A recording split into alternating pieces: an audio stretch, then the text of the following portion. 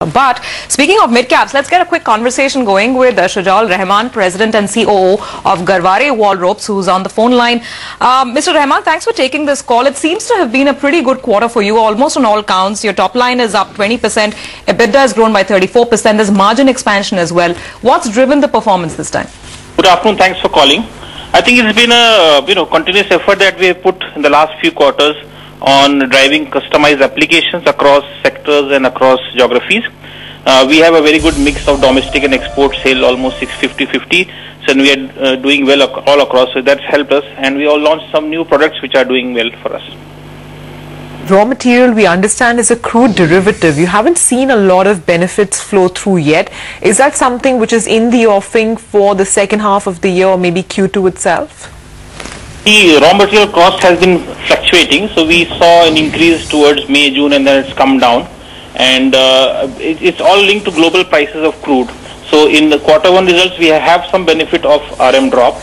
Probably we'll get some more benefit even if it continues to drop. But I think we are slightly more insulated to RM prices because we have value-added products, and where we have value addition which is there in the product. So we are not very closely linked to commodity prices, but obviously there is a positive and a negative downside if it increases or decreases.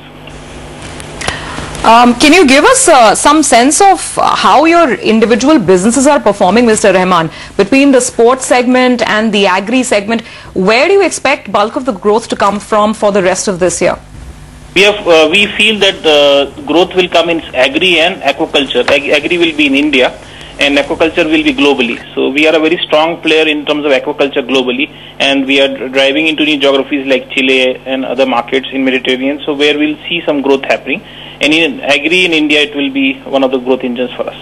Your finance costs came down quite sharply, this time around, and the debt levels are down from the numbers that I have, are down to around 31 to 32 crore rupees. That's a sharp drop compared to where they were a couple of quarters ago.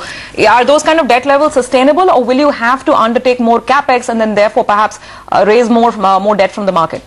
No, I don't think we will be raising any more debts. We have sufficient cash on the balance sheet to fund our capex plans, which we have for this year and next year. Thanks very much for speaking with us. It's a word coming in from Garware Wall Ropes.